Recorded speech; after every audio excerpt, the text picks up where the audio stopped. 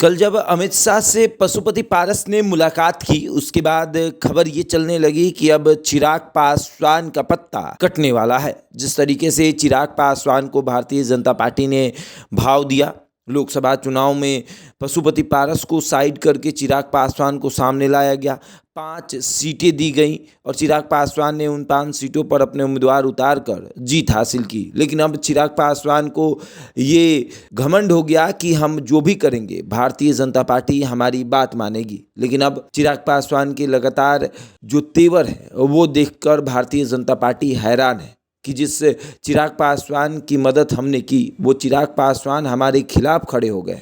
कितने ही भी ऐसे मुद्दे हैं, जिन तमाम मुद्दों पर चिराग पासवान भारतीय जनता पार्टी का विरोध कर रहे हैं और अब झारखंड में चुनाव लड़ने जा रहे हैं। तो इससे भाजपा परेशान हो गई है कि ऐसे लोगों को अपने साथ कैसे रखा जाए। तब पशुपति पारस की याद आई और पशुपति पारस से अमित शाह ने मुलाकात की है। अब जब ये मुलाकात हुई है, तब चिराग पासवान के पैरों तले जमीन खिसक गई है। अब चिराग पासवान ये सोच रहे हैं कि कैसे इसे मैनेज किया जाए।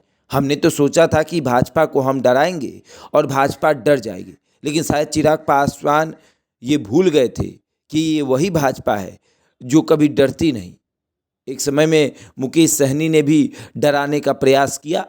मुकेश सहनी को भी लग रहा था कि हमारे विधायक अगर छिटक गए तो फिर बिहार में सरकार गिर जाएगी, लेकिन भाजपा ने उनके विधायकों को ही अपने पाले में कर लिया और अब ऐसी ही कोई रणनीति जो है वो बन रही है। देखिए, पशुपति पारस से कुछ दिन पहले देर शाम बिहार के प्रदेश अध्यक्ष दिलीप जायसवाल मुलाकात करने आए थे और वो भी मुलाकात उनके दिल्ली बैठक के बाद हुई थी। यानी कि दिलीप जायसवाल अमित शाह के साथ बैठक करते हैं, उसके बाद पटना आते हैं तो वो सीधे पशुपति पारस से मिलने जाते हैं।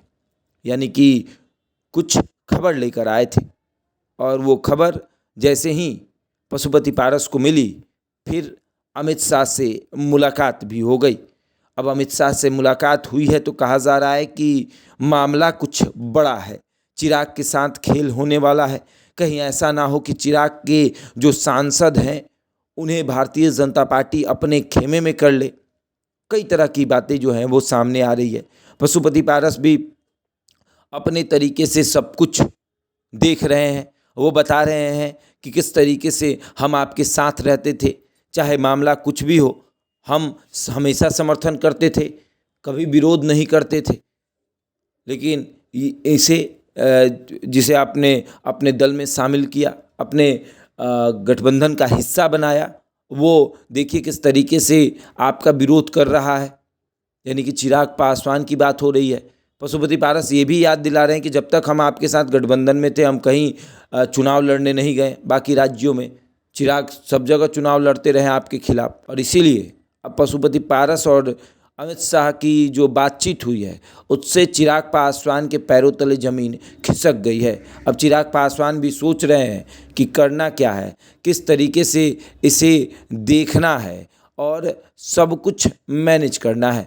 चिराग पासवान जो भी कर रहे हैं वो अपने ही पैर पर कुल्हाड़ी मार रहे हैं। ऐसा बताया जा रहा है कि चिराग पासवान जिस तरीके से तमाम चीज़ों को देख रहे हैं या फिर तमाम गतिविधियों का विरोध कर रहे हैं, चाहे SC/ST मामला हो या फिर वक्फ बोर्ड का मामला हो, सभी जगह चिराग अपना विरोध प्रदर्शन कर रहे हैं। या फिर उनके जो नेता हैं, पार्टी के नेता, वो कह रहे हैं कि हमारे नेता एक समय में मुसलमानों के लिए उन्होंने इस्तीफा दे दिया था अपने पद से, तो अब ये उनके बेटे हैं, शेर हैं, तो ये भी पीछे नहीं हटेंगे, ये भी अपने पद से इस्तीफा दे देंगे।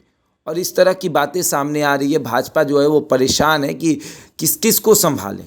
कभी कोई धमकी देता है, कभी कोई धमकी देता है। अब 5 सांसद वाले चिराग पासवान लगातार हमें डरा रहे हैं कि अगर आप नहीं मानिएगा तो हम ऐसे कर देंगे, हम झारखंड में चुनाव लड़ने जा रहे हैं, हमारे साथ गठबंधन कर लीजिए। फिर याद भी दिला रहे हैं कि 2014 में क्या हुआ था, 2019 में क्या हुआ था, किस तरीके से हमने आपके साथ गठबंधन किया तो फिर आपका सरकार बन गया, फिर नहीं बना सरकार, सब कुछ याद दिला रहे हैं।